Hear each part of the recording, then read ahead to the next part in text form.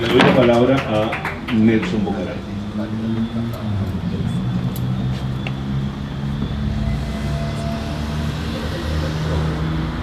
Buenas a todos, amigos, a muchas caras amigas que tenía mucho tiempo que no veía, así que estoy sumamente contento de verlos a todos y de compartir en medio de toda esta situación de país que tenemos y todo, pero seguimos luchando todos y haciendo cosas maravillosas. Aló, que digo que seguimos luchando por este país que queremos y además feliz y contento de ver tanta gente buena aquí. Es decir, que uno ve esto y sabe que hay futuro, que vamos a salir adelante, pero voy a hablar del libro porque apenas supe del libro, empecé a leerlo, me lo dio Sergio para que lo viera, y les digo, amigos, que no me separé. Ahí está Bolivia testigo que yo me quedé con ese libro hasta que no lo terminé todo, de un solo viaje, 138 páginas, la primera sentarte a almorzar, después la otra me completó. ¿Por qué me fascinó el libro y me fascina y quiero que lo lean? Por una razón. La gran pregunta que nos hacemos nosotros y nos hacen siempre afuera es ¿cómo llegaron a ustedes a esa vaina? ¿Cómo perdieron ustedes ese país que tenían? Bueno, este libro es un manual para de verdad entender la ruta zigzagueante que hemos tenido desde que llegó el chavismo.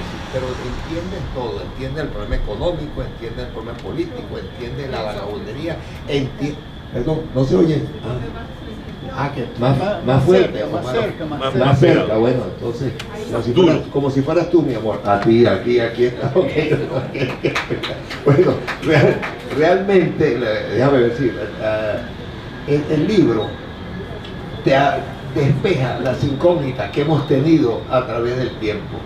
De todos estos años, desde que empezó el chavismo, desde que apareció Chávez y desde que empezaron estos líderes a pujar uno con otro, a ver quién levantaba más la cabeza que el otro, contra los del gobierno que peleaban entre ellos a ver quién ganaba más, quién robaba más y todas estas cosas. Entonces, este libro ciertamente nos ilustra las cosas. Aquí el trapiche diario no nos deja a veces pensar y analizar lo que nos pasó el día anterior, porque estamos montados en una ola de velocidad permanente, de medios, de situaciones, de los políticos que uno hace esto, el otro descubre. Además, es un país que el señor dice que tiene 324.000 millones que se robaron, y feliz y contento, y todos tienen hoy, pues, casas, carros, propiedades, todo eso. Uno simple pelabola, porque esa es la palabra que llegaron con Chávez. Apenas empezó, les dio la posibilidad a todos. Primero, si eran periodistas les dio apartamentos, si eran periodistas les dio carros, que gente que lo apoyara y que hiciera con él esa revolución. Entonces, el libro tiene datos interesantísimos, la situación económica, la analiza con distintos personajes, la situación política, Chávez y su adláteres. De verdad que es una hoja de ruta para llegar a donde estamos. El hecho que diga que se puede poner peor, que a algunos no les gustó, es que es verdad. Esto se puede poner peor, cada día se puede poner más peor, como dicen allá en los Andes, pero de verdad que es una visión extraordinaria, porque él primero fue corresponsal de New York Times aquí en Venezuela. Luego tiene la osadía de visitar el país de arriba abajo. Ha visitado las minas en medio de la situación, ha visitado la frontera en medio de esta crisis terrible, peligrosa.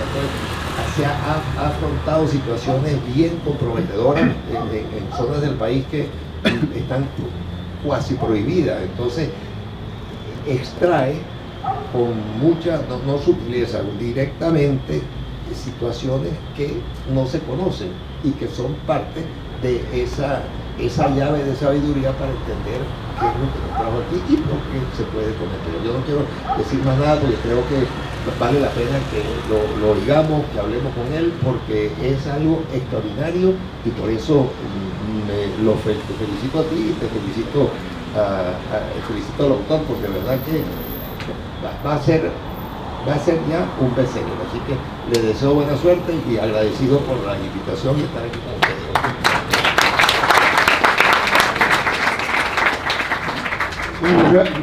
Gracias, Nelson.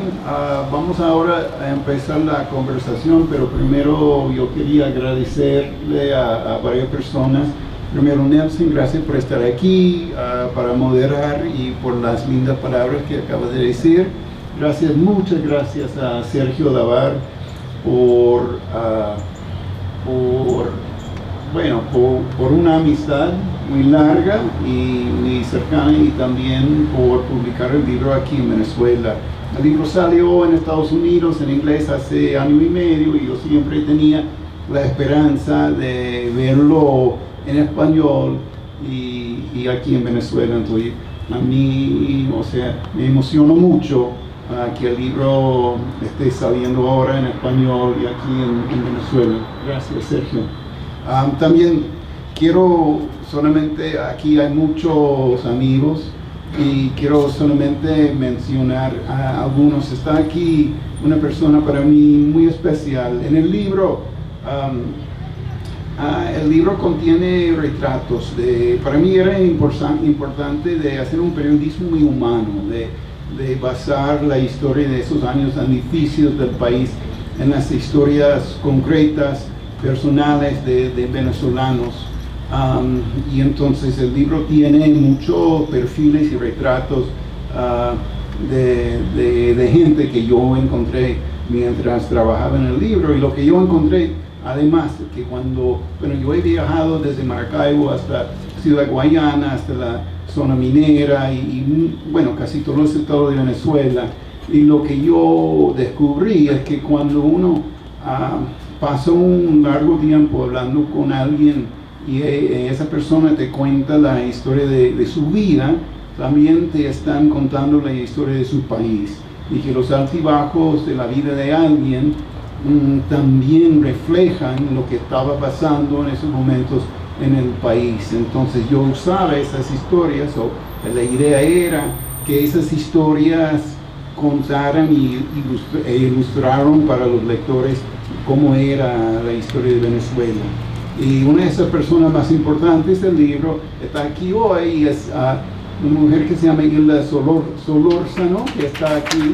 Gracias, Hilda. Hilda vive en Petare, trajo hoy a varios de sus hijos que están aquí también, y ella es una persona que me inspira mucho, ella es una persona de mucha valentía, y estoy muy agradecido a ella por su honestidad, su franqueza conmigo, por abrirme su casa y bueno, que bien, gracias, Hilda, por todo eso y por estar aquí. También está Patricia Torres, que viajó por lo largo de Venezuela conmigo cuando hacía el libro. Y este libro contiene realmente es producto de muchas largas conversaciones que hicimos durante muchas mías a lo largo de Venezuela. Gracias a todos ustedes, gracias a Mercedes Oropesa, gran amiga mía, y bueno, seguramente estoy dejando a alguien fuera, pero bueno, gracias por estar aquí, y por dejar a estos señores ilustres que dirijan la conversación. Gracias. Sí, yo quería preguntarle plantearle a William que hable un poco del título del libro. El título del libro él lo va a contar mejor que yo, pero en todo caso tiene que ver con una frase de Rómulo Gallegos, del Forastero. Es una frase muy particular, y es una frase que sin duda, cuando muchas veces nos planteamos qué hacer en el país o cómo confrontar el futuro, pues bueno, uno quiere pensar que las cosas tienen que empezar a cambiar y a mejorar, es lo que todos queremos, por la gente, por los negocios, por el futuro, por los hijos, por muchas cosas. Pero también es muy particular que uno a veces habla con la gente y rápidamente sale la frase de, bueno, no has visto aún lo peor. Entonces, un poco frente a ese dilema, quería que el autor contara un poco la anécdota sobre el título y que tiene que ver también, aunque no parezca, con una posibilidad también positiva de las cosas. Mira, saco esto y lo pasamos en vez de tener Dale, que... dale. Sí, ¿no? Como quieras. ¿Se escucha? Sí, claro. Excelente. Bueno, el libro se llama en español Todo se puede poner peor. ¿En inglés? Bueno, ahora voy al inglés, pero primero que quería decir que hoy vi en Twitter un quote de Cantinflas que me encantó y que dice: estamos peor, pero estamos mejor. Porque antes estábamos bien, pero era mentira. No como ahora que estamos mal, pero es verdad. Entonces, perdón, el título en inglés es un poco distinto, lo acortamos y lo hicimos un poco más criollo para la edición en español, pero el título en inglés es más o menos las cosas nunca van a estar tan, por muy mal que están las cosas, siempre se pueden poner peor. Y esa frase venía de una entrevista que yo hice con Ruth de Criboy, que es una economista que antes era directora del Banco Central de Venezuela. Y yo hice, bueno, a través de los años que he trabajado aquí, he conversado varias veces con Ruth, pero yo hice 2 o 3 entrevistas con ella en Nueva York mientras estaba trabajando en el libro. Y en una de esas entrevistas estábamos hablando de la situación en Venezuela y la economía, y ella me dijo esa frase: las cosas nunca están tan malas que no se pueden poner más peor. Bueno, en inglés me lo dijo. Y bueno, después yo estaba revisando mis notas y vi la frase y pensé, bueno, este es un buen resumen de la realidad venezolana. Y acuérdense que estamos hablando en lo más profundo de la crisis de los últimos años, ¿no? El libro, bueno, y otra cosa, entonces, mientras trabajaba también, yo siempre leo, me gusta mucho leer literatura venezolana, y estaba leyendo una novela de Rómulo Gallegos, El Forastero, y yo encontré en ese libro, en la boca de unos personajes, en un diálogo, la misma frase que me había dicho Ruth en Nueva York, un poco más criollo, pero la idea de las cosas nunca están tan malas que nunca se pueden poner más peores. Entonces yo puse ese quote del libro en el principio de este texto. Es importante entender que el libro es un retrato del país en un momento dado, o mejor decir, un periodo del país. Que el libro es un intento de describir la crisis y el colapso venezolano y también explicar cómo llegó el país a este punto. Entonces, habla de ese periodo, ¿no? Eso no quiere decir que siempre las cosas van a estar, o sea, se van a poner peor. Está la posibilidad, por supuesto. Pero ese es un sentimiento que muchos venezolanos en su momento pensaban y siguen pensando. Yo cuando estaba viajando por el país y trabajando en el libro, mucha gente me decía, ya tocamos fondo. Y yo le decía siempre, no, porque si yo vengo en 2 o 3 meses, me van a decir, bueno, ahora sí, hemos tocado fondo, porque mira, está mucho peor que antes. Pero bueno, el fondo siempre movía, era un fondo movedizo o un país sin fondo, yo se puede llamar. ¿Eso responde a tu pregunta? Sí. No es un pesimismo, es un realismo y bueno, es el país que tenemos y que hemos tenido. Hay unas fuentes que le han dado información a él que no habían hablado de algunas situaciones que vivieron. Está Izarra, Richard Izarra, que fue ministro y fue la mano derecha de Chávez en muchos momentos. Está Temir Porras, que fue el asistente de Maduro en la Cancillería mucho tiempo y que revela, entre otras cosas, que cada vez que Maduro le mandaba un documento o una información a Chávez, Chávez la regresaba tachada por la cantidad de errores que tenía. Entonces, bueno, se le abrieron de alguna forma, de una forma bastante amplia, y le contaron cosas que no se conocían. Entonces, ese es otro aporte del libro, es decir, cómo lograste que esto, bueno, lo conocías de antes, ¿sabes? Pero se sinceraron contigo y te contaron cosas que no le habían contado a nadie y que eran, hasta el momento fueron cuasi secretos de Estado. Muy buena pregunta. A ver, para mí siempre ha sido importante hablar con el rango más amplio de gente haciendo mi trabajo en Venezuela. Cuando yo vine aquí, bueno, nunca había pisado antes el país y vine a trabajar aquí y había leído mucho, pero yo vine en el 2012 a trabajar aquí. Yo estaba aquí de corresponsal del New York Times del 2012 a 2016, años claves para Venezuela, y yo después volví a Nueva York, pero siempre venía o a trabajar y cubrir la noticia o a visitar a los amigos aquí. Entonces siempre tenía ese nexo con el país. Pero cuando yo llego, yo realmente sabía muy poco, aparte de lo que yo había leído, y para mí era muy importante no trabajar con ideas recibidas, voy a decir. O sea, yo quería formar mi propia opinión de Chávez, del país, o sea, entender, realmente indagar y entender para mí mismo lo que estaba pasando aquí. Entonces yo quería hablar con opositores, con chavistas, con gente del gobierno, con todo el mundo. Bueno, cuando llego a escribir el libro, también seguía en la misma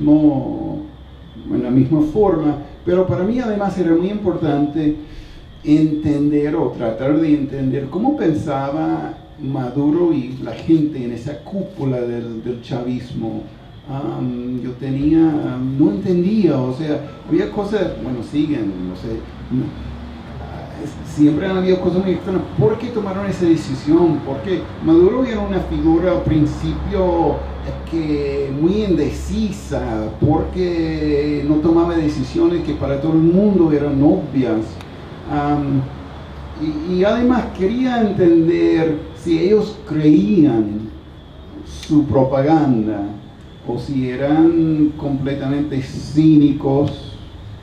Bueno, no puedo decir si entendí todo, pero para llegar a eso me era importante hablar con gente de su círculo, de su entorno. Entonces hablé con Rafael Ramírez, con Andrés Cizara, con varios ministros, exministros de Chávez.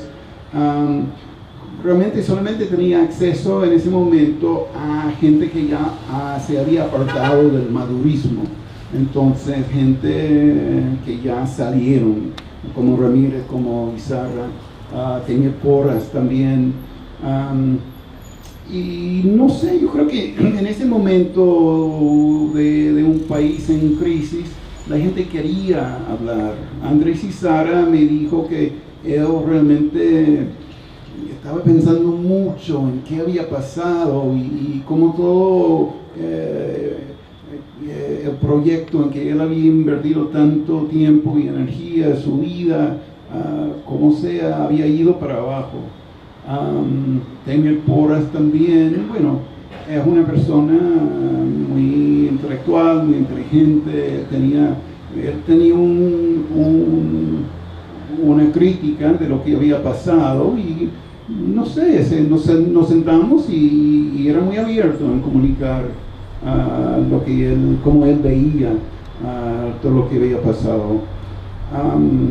Bueno, yo creo que, o sea, mi experiencia siempre ha sido que la gente quiere hablar, quiere contar sus historias.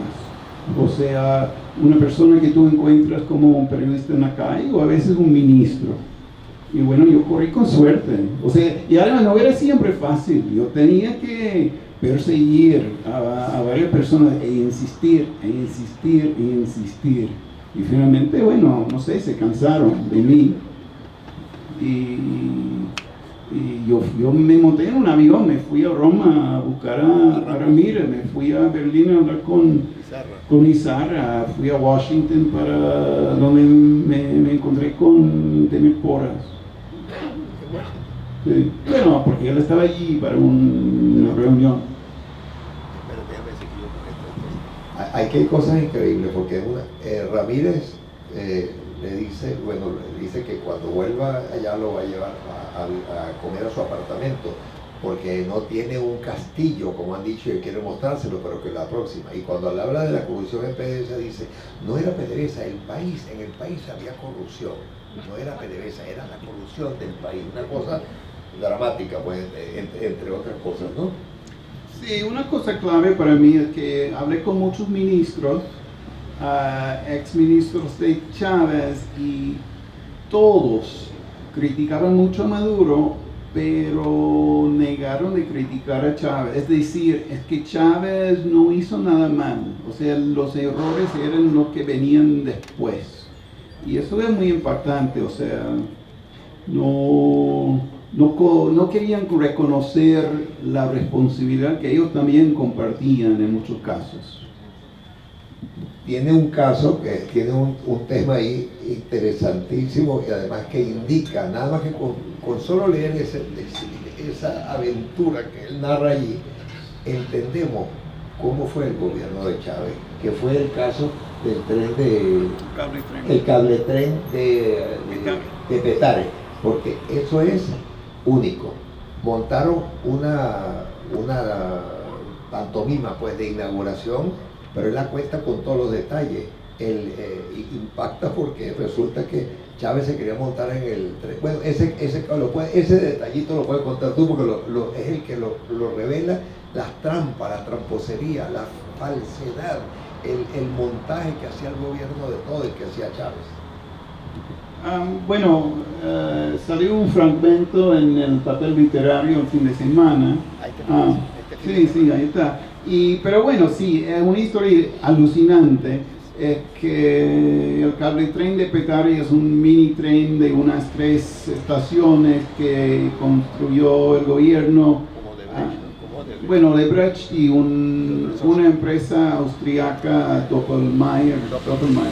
Y bueno, como todos los proyectos aquí, duraba años y años y gastaban millones, y finalmente llega la campaña de 2012 y Jaime Neltrudi, el ministro de Transporte, llega en una reunión con los contratistas y dice, mire, el comandante quiere montarse al tren en un evento de campaña.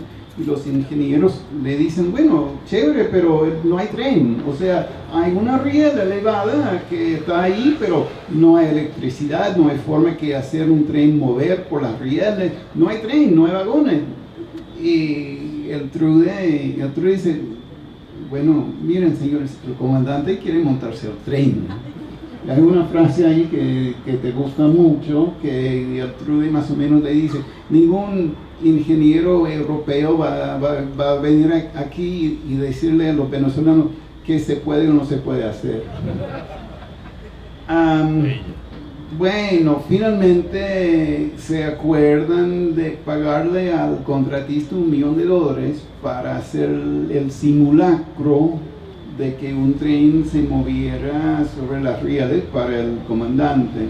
Entonces tenían los vagones allí, montan los vagones, se arma el tren sobre las rieles y luego se arma una vaina loca de una guaya que pusieron con un winche al final de las rieles para jalar el tren.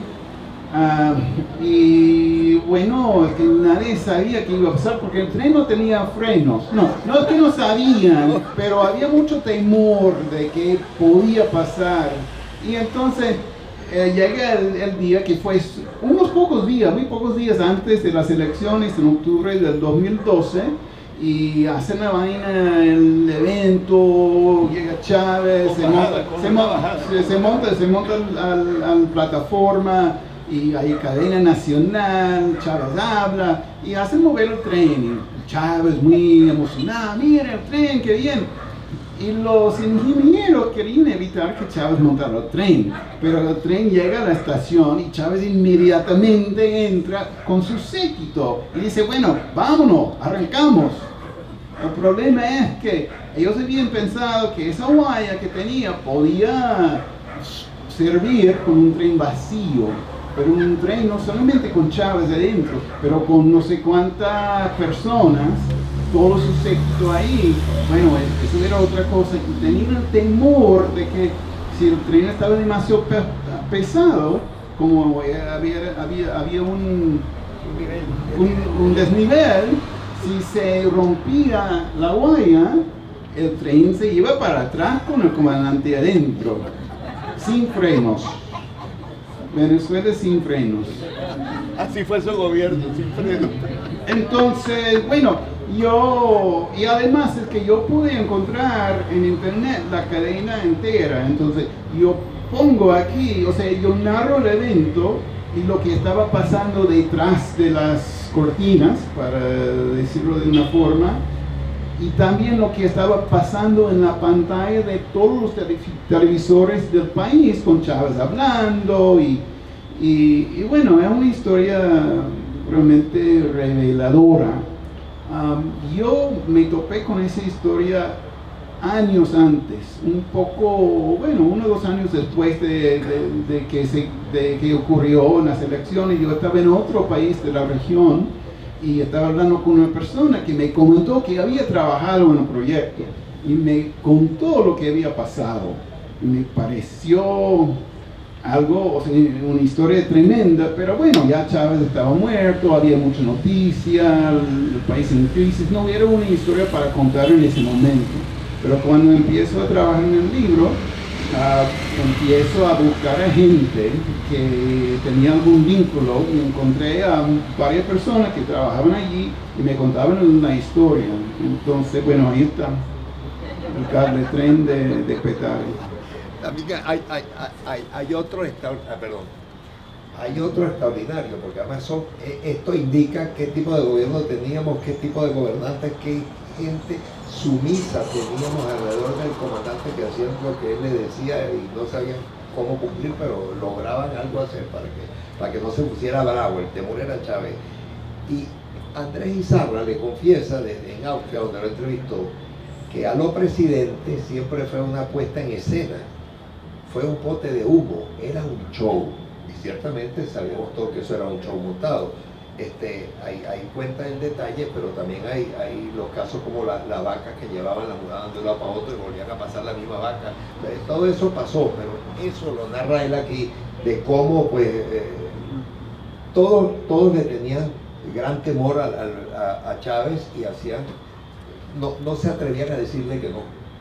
Sí, en el caso del cable tren, yo no puedo saber de seguro, pero yo creo que lo más probable es que Chávez no sabía que eso era una maqueta. Yo creo que la gente a su alrededor, sobre todo en ese momento, que él estaba muy enfermo, querían montar eso y que él pensara que todo funcionaba como debía funcionar y que el tren realmente estaba en sus últimas pruebas y iba a empezar a servir a la comunidad dentro de varias semanas, como dicen en el momento. Oye, sigue tú. Todo lo que está narrando Will y lo que acota Nelson es a mí, para mí como editor, me llamó mucho la atención porque dibuja una cosa muy curiosa, y es que hay una suerte como de tratando de pensar la palabra, pero es como una pantomima, ¿no? Es como algo que se monta pero que no es real, sino que se trata de dar la ilusión de que está pasando, que es lo que de alguna manera creo que hemos vivido. No una realidad de algo, sino una especie de teatro montado para mostrarnos algo que en verdad no es. Y yo creo que eso es una de las cosas que quedan muy presentes después de leer el libro. Así como yo se lo he mencionado ya, de cómo en Corea ponen a la gente en las plazas a leer un libro para cuando pasan las comitivas vean que hay gente que lee libros en las plazas. O sea, no es real, pero es una fachada. Aquí también hay mucho de esa fachada, ¿no? También hay un tema que creo que es muy importante y es el punto en que el libro tiene un equilibrio muy, muy importante. A mucha gente eso podrá gustarle y a otros no. Y es que es muy crítico con todo, tanto con lo que hizo el gobierno como con lo que también ha sido un poco el desempeño de la oposición. En ese sentido, el libro es muy justo y creo que muestra un poco el punto de vista de Willy a la hora de narrar todo esto. Pero yo no los quiero aquí aburrir con un libro contado. Yo lo que quiero es que ustedes lo lean y ustedes también saquen su propia conclusión de lo que es el libro. Nelson. Lo que hemos sufrido, el drama eléctrico, el drama de los apagones, aquí está la explicación completa de los robos de Mota Domínguez y cómo montaban aquel show de la electricidad y todo lo que pasaba, es decir, la falta, todos los militares llegaron a llenarse igual que llegaron los directores, ministros, entonces, pero sobre todo el drama eléctrico, el drama de Corpoelec contado por los propios empleados. Él lo resume consiguió tiene que ser mucha confianza en la gente para contarte todo lo que te contaron, porque eso es muy noticioso para nosotros, los que vivimos, no como noticia de primera página, pero como país. Okay. Bueno,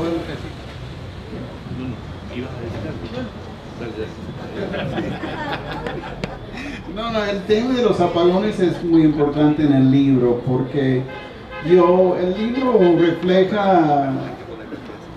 libro refleja, o sea, yo llevo más de una década ahora trabajando en Venezuela y el libro refleja toda esa experiencia, pero en particular yo empiezo a trabajar en el libro como tal en el 2019, un año muy movido en el país, con Guaidó, con los apagones, y entonces yo llego aquí un poco después de los primeros apagones de marzo, y el tema del apagón llega siendo un tema en el libro y sirve como una columna vertebral, historias que yo encontré cuando estaba aquí de gente y cómo fue el efecto de los apagones sobre esa gente, y también, bueno, hablé, como dice Nelson, con ingenieros y empleados de Corpoelec que me explicaron cómo llegó esa empresa al punto de no poder producir electricidad. Y la luz también es un tema importante, porque en Venezuela o en español hablamos de electricidad como luz. Y bueno, muchas de las historias que yo cuento en el libro son muy oscuras. Y yo le tengo un enorme afecto para Venezuela y para su gente. Y yo me considero muy afortunado por haber trabajado aquí y haberme encontrado con este país y esta gente tan linda y calurosa y generosa. Y yo también tenía la suerte de llegar aquí en el 2012, y eso quiere decir que yo vi primero Chávez, yo vi la última campaña de Chávez, y también en el 2012 el petróleo estaba arriba de $100 el barril, entonces yo vi el país abundante, la Venezuela próspera, y después vi la caída, entonces yo vi esas dos caras, pero para mí Venezuela siempre ha sido un país de luz. Yo que he tenido la oportunidad de viajar mucho, está la luz del litoral tan fuerte que pintaba Armando Reverón, está la luz del llano con su cielo enorme, está la luz de de las valles de Venezuela con sus árboles, la luz que se filtra por los árboles y casi tiene así como un tono verde. Entonces, no sé, hay mucha poesía aquí y la luz para mí ha sido un tema. Y entonces, hablando con Patricia de los apagones, bueno, hablamos de la luz y eso qué quiere decir y cuando estaba ya muy adentro del trabajo del libro, me di cuenta que, mira, estoy contando aquí historias tan oscuras de violencia de la zona minera con los sindicatos y la horrible violencia que está ahí, los secuestros, la represión a las protestas, a personas. La miseria, la pobreza, la desnutrición, y me preocupaba porque yo pensaba que, bueno, el lector norteamericano que no conoce Venezuela, ¿qué va a pensar? Y que no iba a salir el país que yo conozco, que todavía yo considero Venezuela como un país de luz. Entonces, yo hablo ahí de ese conflicto interno que yo sufrí pensando en esas dos caras de Venezuela. Aquí te digo, muy bueno, te voy a añadir algo. Además, él logra tener la confianza. Nos vinieron a buscar. Hasta allí llegamos. No, hasta aquí llegamos. Sí. Deja que pase, no sé que lo estoy grabando. Él llega, lo maravilloso de él es que logra una enorme confianza con la gente que consigue con la que quiere hablar. Tu historia en Maracaibo, de los saqueos, de un hotel que desvalijan, que le cuentan todo, que le dice con nombre y apellido, a la gente le lleva la información porque quiere que eso se sepa. Cuando va a Corpoelec, los propios empleados son los que le dan la información y le dicen, mira, aquí nos van a matar por esto, pero quiero que sepan esto no es así, esto es aquello. Cuenta la verdad, es decir, la gran pantomima del régimen de Chávez y de los personajes, cosas demasiado duras. A mí me impactó muchísimo el caso que cuentas allí de un jovencito que los traficantes de oro de las minas, parece que el muchacho de 16 años se robó una plata o una cosa de esa, entonces lo ponen a que hagan un hueco enorme con una excavadora y lo meten adentro y lo tapan así mismo, como ejemplo para todos, de que tenían que respetar pues eso es como la humildad de los otros, ¿no? Bueno, una cosa que quiero señalar, que también mucha gente, o sea, aquí estamos en el este de Caracas, pero muchas de las personas que yo entrevisto en el libro o seguían siendo chavistas o habían sido chavistas o habían creído en algún momento o votado por Chávez. Y yo, o sea, tú hablas de por qué, de cómo yo llego a tener la confianza de la gente. Y para mí es muy importante respetar a toda la persona con quien yo hablo. A lo mejor para mí es más fácil porque yo no soy de acá, yo soy alguien que viene desde fuera, pero no, para mí es importante señalar, por ejemplo, que varias personas con que yo hablé de Corpoelec, que me contaron la historia de lo que había pasado, esa gente creía y sigue creyendo en el proyecto de Chávez, o el proyecto que ellos creen que es lo que Chávez ofrecía al país. Se discrepaba mucho con el país como está ahora, pero no, yo creo, nada más quiero señalar que no es gente que llegaba conmigo para tratar de echar para abajo algún proyecto, algún gobierno, lo que sea. Ellos tienen sus propios criterios, tienen la capacidad de evaluar. Y son y también tienen la capacidad de ser muy críticos de todo lo que está pasando aquí, pero siguen con sus creencias o su ideología o lo que sea. Pero bueno, quería señalar eso, que no es que, bueno, mira, vamos a destapar lo que estaba pasando aquí. Me hablaron porque realmente les parecía importante para el país contar la historia de lo que realmente había pasado. Bueno, creo que hemos dado una visión de lo que es el libro y de quién es Willy. Ustedes acaban de oírlo. Ese es el periodista que ha estado delante de esta historia, es el enamorado de Venezuela, es el que te invita a comer arepas en Brooklyn. Él es Willy Newman. Yo ahora los quiero invitar a que tengamos un brindis aquí por el libro y a ver lo que Mercedes Oropesa nos va a regalar ahora.